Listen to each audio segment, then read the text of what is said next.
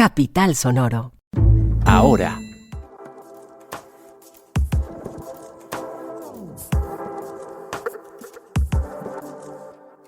Hola, les damos la bienvenida a Ahora un Podcast, un informativo que impide que ustedes se pierdan de varias de las noticias que mueven la agenda informativa de Bogotá, de Colombia y en ocasiones del mundo. Mi nombre es Juan Pablo Conto, hoy es viernes 14 de marzo de 2024 y como es costumbre arrancamos con nuestro dato del día.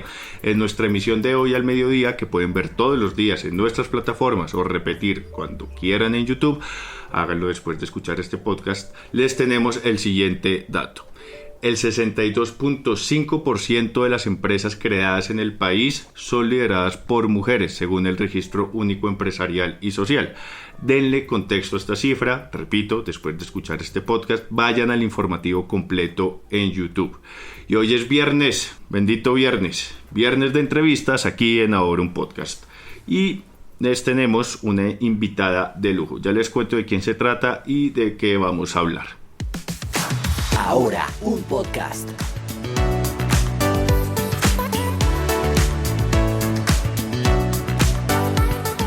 La Sala Plena de la Corte Suprema de Justicia finalmente, como les contamos hace unos días, eligió el pasado martes 12 de marzo a la nueva fiscal general que reemplazará a Francisco Barbosa como líder del ente investigador que tenía como fiscal encargada a Marta Mancera.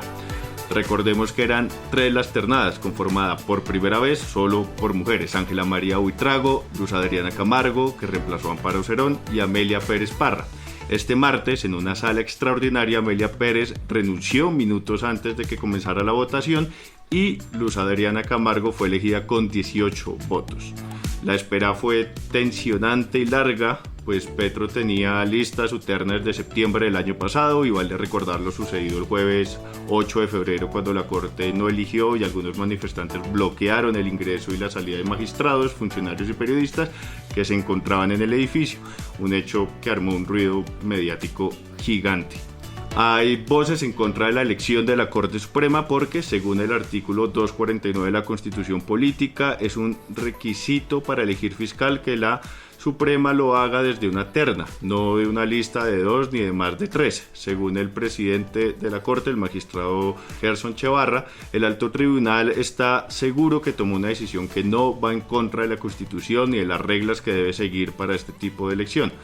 Hoy estamos con Diana Guzmán, directora de Justicia, un centro de estudios jurídicos y sociales que se dedica al fortalecimiento del Estado de Derecho y a la promoción de derechos humanos en Colombia y en el sur global. Quizás la hayan escuchado varias veces en nuestro congelado podcast Capital Político. Diana, ¿cómo está? Bienvenida a Ahora un Podcast. Hola, ¿cómo estás, Juan Pablo? Muchísimas gracias por invitarme. Diana, arranquemos por este último punto, la discusión alrededor del artículo 249 de la Constitución y partiendo de aquí, ¿qué nos puede decir de esta elección de la nueva fiscal? Bueno, lo primero es, lamento mucho que haya habido esta renuncia el mismo día de la elección, porque yo sí creo que eso enturbia mucho el debate. Digamos, ese día lo que más se escuchaba y lo que más se leía en redes sociales era gente diciendo pues que se tenía que caer y otra gente defendiendo que no. Y eso yo creo que no es la mejor forma de empezar esta nueva etapa con una nueva fiscal. Sin embargo, y aunque la Constitución en efecto dice que la Corte Suprema elegirá de una terna, lo cierto es que la terna para el momento de la elección seguía constituida. Me explico. La renuncia se presentó 10 minutos antes, o sea, fue como encima de la elección y no se había aceptado, ¿no? No se había presentado al presidente, que fue el que nominó, y no había sido aceptada ni por el presidente ni por la Corte. Entonces, en estricto sentido, si nos quedamos solo con la formalidad, formalmente existía una terna. Que eso pudo haber afectado el ánimo de quienes estaban participando en la toma de decisión, ese es otro debate. Pero jurídicamente parecería claro que en ese momento existía terna y se cumple con el requisito constitucional. Vamos a ver, por supuesto, qué dice el Consejo de Estado, porque yo creo que esto va a ser demandado, justamente porque llega en el contexto de una elección que ha tenido muchas críticas, en la que han participado muchas voces y en las que es posible que haya demanda de esta elección. Creo, sin embargo, e insisto en este punto, que en el momento en el que se llevó a cabo la votación se cumplían con los requisitos constitucionales para que se llevara a cabo y en ese sentido me parece también que es una elección que pues no debería ser declarada nula. Y en el marco más amplio, Diana, ¿qué podemos decir de lo sucedido a lo largo de estos meses? Bueno, yo celebro mucho que finalmente la Corte tomó esta decisión, primero porque fue una decisión que se tomó mucho tiempo, segundo porque ese tiempo contribuyó a que el ambiente se enturbiara mucho, a que llegáramos casi que a una suerte de bloqueo institucional, porque en algún punto no era muy claro hacia dónde íbamos a avanzar. Y además, pues esta demora llevó también a la interinidad en la Fiscalía, una interinidad que a mi modo de ver es y era nefasta para la institución. Primero, por los señalamientos que recibió Marta Mancera y que pues son muy serios y muy graves, pero segundo, porque mantenía esta idea que se reforzó mucho durante la Fiscalía de Barbosa, y es que pues la Fiscalía se había politizado. Y eso, pues, por supuesto, es muy difícil para una institución como la Fiscalía, que juega un papel tan importante en el Estado, pues en un Estado social de derecho como el colombiano, al ser la encargada de investigar los crímenes que se cometen o los delitos que se cometen en el país, eh, y pues que afecta mucho la legitimidad y la confianza que pueda tener la ciudadanía en esta institución. Claro.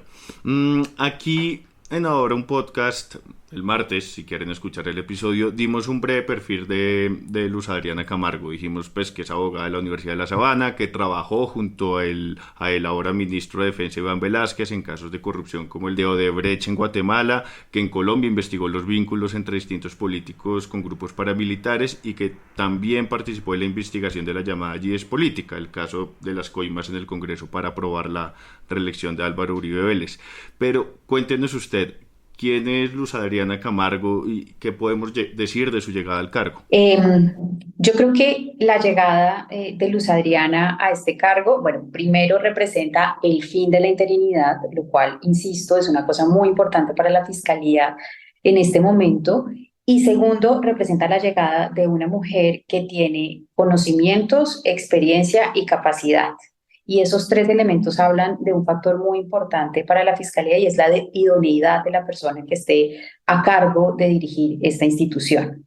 Tiene conocimientos, pues, por lo que ha estudiado, pero también por la experiencia que tiene, una experiencia que combina tanto un trabajo dentro de la Fiscalía como trabajo en otros espacios de la rama judicial y trabajo en instancias internacionales, o pues por lo menos de otros países. Y eso creo que le da una perspectiva no solamente de las realidades locales y nacionales, sino también de pues cómo se conectan estas realidades con no solamente los estándares internacionales, sino lo que está ocurriendo en otros países. Y eso es muy importante para que pueda desarrollar una perspectiva estratégica sobre el rol de la Fiscalía en Colombia y sus conexiones, por ejemplo, para enfrentar o contribuir en las investigaciones de crimen organizado transnacional. Entonces, creo que eso es muy importante. Le aporta además, si analizamos esta hoja de vida, a la Fiscalía, uno, conocimiento en materia de gestión, lo cual es importante si consideramos que la Fiscalía es una institución enorme, con muchísimos empleados, en donde realmente se requiere una persona que entienda la gestión y que pueda ser una buena gerente de esa institución, aunque no sea su función principal, pues eso es algo que también va a tener que hacer para poder tener esa visión estratégica de la que hablaba. Y finalmente, pues creo que aporta mucho en términos de conocimiento específico sobre lucha contra la corrupción. Eh, Eso pues es algo que no teníamos y no tuvimos en fiscales previos que llegaban sin experiencia previa en penal y sin experiencia previa en investigación de crímenes y delitos. Ella llega con esa experiencia, pero además con experiencia específica en corrupción, que es un tema clave en este momento en Colombia. Así que creo que puede aportar mucho. La pregunta es cómo lo va a utilizar, cómo va a utilizar toda esa experiencia previa en el cargo, ¿no? Su hoja de vida habla bien sobre lo que le puede aportar al cargo, ahora tenemos que ver cómo se rodea y qué tipo de actitud va a asumir en ese cargo. Y ahí pues ya, si quieres, podemos hablar de algunos de los retos que yo creo que va a tener que enfrentar en este periodo que le va a corresponder ser la fiscal general de Colombia. Sí, exactamente. Era como lo siguiente que quería preguntar. ¿Qué tipo de fiscalía recibe Luz Adriana Camargo y según esto, ¿cuáles son como los giros o las vueltas de tuerca que debería hacer? Sí, pues a ver, la fiscalía que recibe es una fiscalía que se ha debilitado y se ha debilitado mucho en parte por este perfil y por esta percepción de que es una institución politizada. Y es una institución que no ha sido transparente y de la cual se conocen varios casos de corrupción. Así que una primera cosa que va a tener que hacer la nueva fiscal es trabajar en mejorar la imagen de la fiscalía. Ese es un tema menor y no es un tema, digamos, cosmético, que sea simplemente estar en redes sociales mostrando resultados, sino que se tome realmente en serio lo que significa asegurar que la institución es una institución independiente, que ella es una fiscal independiente, que se proyecta como tal y que es percibida por la gente, por el común de las personas como una persona independiente del gobierno, de los otros poderes del Estado y de otros poderes sociales presentes en nuestro contexto. Ese es un primer elemento. O sea, si quiere fortalecer la presencia y la percepción de la fiscalía, pues tiene que ella misma ser una fiscal independiente. No basta con ser una fiscal idónea, que ya había hablado, su hoja de vida muestra que podría ser una fiscal idónea, sino que tiene que ser también ser y parecer independiente y autónoma y reflejar eso en la institución y en cómo funciona la institución. Otro elemento muy importante es la transparencia. Yo sí creo que la transparencia tiene que ser un elemento fundamental en esta nueva administración, justamente porque hace parte de cómo fortalecer a la institución y la forma como es percibida socialmente, pero también porque es un elemento fundamental dentro del funcionamiento de la rama judicial. Tienen que ser transparentes y eso implica producir mejores datos, dar acceso a esos datos que produce la Fiscalía y asegurar que hay unos indicadores básicos que le permiten a la ciudadanía hacer un buen seguimiento de cuál es la gestión de la Fiscalía y los resultados que obtiene. Eso creo que es fundamental y es clave también para que pueda haber una mejor rendición de cuentas por parte de esta institución. Eh, Recuperar la legitimidad, por supuesto, también implica mejorar algunas de las cosas operativas de la Fiscalía. Por ejemplo, hay que volver al tema de la carrera dentro de la Fiscalía, hay que volver a pensar la estructura, hay que volver a pensar cómo fortalecer la investigación criminal que en Colombia se ha venido debilitando y que no ha dado tan buenos resultados en los últimos años, y eso hace parte muy importante de la gestión que va a tener que hacer. Luego, ahí eso le va a implicar pues que tiene que avanzar en lo estratégico, ¿no? O sea, como en tener una visión estratégica de la institución y del trabajo de la institución, pero también en la gestión, pues que ha tenido muchos problemas y se ha debilitado mucho en los últimos años. Diana, ¿cuáles son para usted como esos nudos gordianos, esos asuntos, esos casos que la Fiscalía le debe dar celeridad en términos como hablando en esta misma línea de los retos que tiene por delante la nueva fiscal? Pues bueno, más allá de hablar de casos concretos, porque yo creo que no se trata de los casos, sino de cómo asume la labor de investigar y qué es a lo que hay que darle mayor prevalencia. Un tema fundamental, por ejemplo, en este momento para la Fiscalía debería ser la política de priorización. Cómo es que están priorizando los casos, que haya una política clara y que esa política permita explicar a qué es a lo que se le está dando prioridad dentro de las investigaciones, para que sea claro para la gente que la prioridad no se debe a factores políticos o a razones de conveniencia, sino que existen criterios claros dentro de la Fiscalía que orientan las decisiones sobre qué se investiga en qué momento. Y eso es fundamental, ¿no? Por supuesto, yo creo que en la agenda de la nueva fiscal los temas de corrupción tienen que ser importantes. Nosotros no hemos logrado avanzar de manera significativa en generar buenos esquemas de investigación de hechos de corrupción. Eso es muy difícil en todos los estados, pero en Colombia esto ha sido consistente y se conecta además mucho con, pues, la enorme importancia que ha tenido el conflicto armado y la presencia de actores armados poderosos en relación con pues, la corrupción en el país. Y ahí creo que va a tener que desarrollar unas estrategias muy importantes al respecto. Y por supuesto, pues la investigación de violaciones graves a los derechos humanos. Ahí hace mucho que la Fiscalía no ha logrado tener avances significativos y hay unas deudas enormes. Por ejemplo, pues como sabemos, uno de los problemas claves en Colombia ha sido la violencia contra líderes y lideresas sociales y contra defensores, personas defensoras de derechos humanos. Ahí yo creo que también, pues, ese es el tipo de cosas en donde ahora hay que desarrollar perspectivas estratégicas más claras, con una gestión más eficiente y con una lectura pues de los grandes retos en materia de derechos humanos que sigue enfrentando el país. Ujú. Una última pregunta, Diana. Se supo de una reunión entre Gustavo Petro y la fiscal general encargada Marta Mancera el pasado miércoles 6 de marzo. Mancera dijo que los temas que se trataron tienen que ver con la respuesta de la Fiscalía en el tema del proceso de paz. ¿Qué podemos decir de este encuentro? Pues mira, yo sé poco del encuentro, sé que parecería haber ocurrido en la casa del ministro y eso ya habla un poco sobre la falta de transparencia. Yo no tengo problema con que el presidente tenga un encuentro con la fiscal para discutir temas de política criminal, ¿no? Porque la fiscal pues seguramente pues tiene muchas iniciativas de política criminal y el presidente tiene y puede tener un interés legítimo en temas de política criminal. Entonces creo que está bien que haya reuniones, pero pues esas reuniones, por el bien de la transparencia pública, deberían hacerse abiertamente como parte de una agenda para discutir estos temas, que sea abierta al público y que no genere suspicacias innecesarias. Entonces, pues por el bien del Estado de Derecho, creo que no es la mejor forma de que se hagan las reuniones. No significa necesariamente que la reunión haya sido para discutir temas de espaldas al país o que afectaran la independencia de la Fiscalía, pero sin lugar a dudas creo que la forma como se dio no fue la más adecuada y hay varias explicaciones que le deben al país. Diana, muchísimas gracias por acompañarnos en Ahora un Podcast. No, a ustedes muchísimas gracias y bueno, pues muy interesante poder seguir haciendo seguimiento a lo que se nos viene con la nueva fiscal. Vamos ahora con algunos titulares de noticias.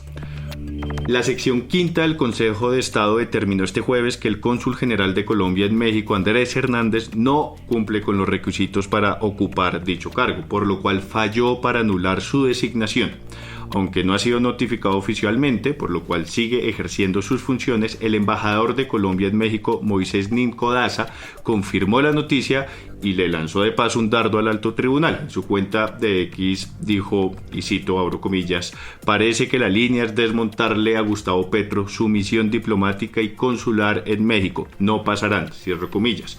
Por su parte, en diálogo con la W, el cónsul señaló que respetará la decisión judicial y que, una vez sea notificado formalmente, entregará su cargo. En otra noticia nacional, JetSmart dio inicio este jueves 14 de marzo a sus operaciones en Colombia, con su primer vuelo entre Bogotá y Medellín. La aerolínea, reconocida por su enfoque de ultra bajo costo, promete revolucionar el mercado aéreo colombiano con su compromiso de brindar servicio de calidad a precios accesibles. Dice que garantiza precios desde 48.000 pesos por trayecto, impuestos incluidos. JetSmart iniciará con 8 rutas en Colombia, incluyendo destinos como Bogotá, Medellín, Cartagena, Pereira y Santa Marta, aunque planea expandir su conectividad nacional. Sigo con una cultural aquí en Bogotá. La invitación es que vayan a ver Buri, una obra teatral especialmente creada para niñas y niños de 0 a 6 años, ganadora de la beca de creación multidisciplinar para primera infancia 2023 del programa Nidos y el programa distrital de estímulos. La apuesta se estrenó el pasado domingo 10 de marzo, pero este fin de semana, sábado y domingo, se estará presentando en el Teatro Estudio Julio Mario Santo Domingo, a las 5 de la tarde el sábado y a las 11 de la mañana el domingo. Si no la logran, habrá otra presentación en la Biblioteca Pública Virgilio Barco el jueves 21 a las 11 de la mañana. Y cierro con otra de Bogotá. El Instituto Distrital de Patrimonio Cultural, IDPC, extendió las fechas de cierre para postularse a las becas del Programa Distrital de Estímulos. Ahora las personas interesadas en postularse a las 7 becas ofertadas podrán inscribirse hasta el 26 de marzo y quienes quieran participar en calidad de jurado podrán postularse al Banco de Personas Expertas en Cultura hasta el 23 de marzo. Entren a idpc.gov.co para más información. Bueno, hemos llegado al final de este episodio. Recuerden que Ahora es un proyecto periodístico de Capital que está en televisión, en YouTube, en las redes sociales y aquí en podcast. La producción de este episodio estuvo a cargo de Fernanda Rojas, la edición de Cian Bernardo González, la escritura está en manos de quien les habla, Juan Pablo Conto, la dirección a cargo de Andrés Páramo. Agradecemos a Diana Guzmán una vez más por habernos acompañado el día de hoy. Nos escuchamos el lunes nuevamente. Según el oráculo Google, el clima en Bogotá será así. El sábado tendremos una mínima de 10 y una máxima de 21 grados centígrados con un 5% de probabilidades de lluvia. El domingo una mínima de 11 y una máxima de 20 grados centígrados con un, oígase bien, 0% de probabilidades de lluvia. Disfruten el fin de semana, pero no terminen el día sin información. Búsquenos en todas las plataformas de podcast y compártanlo. Chao, adiós. Este contenido es financiado con los fondos del Fondo Único de TIC. Capital Sonoro.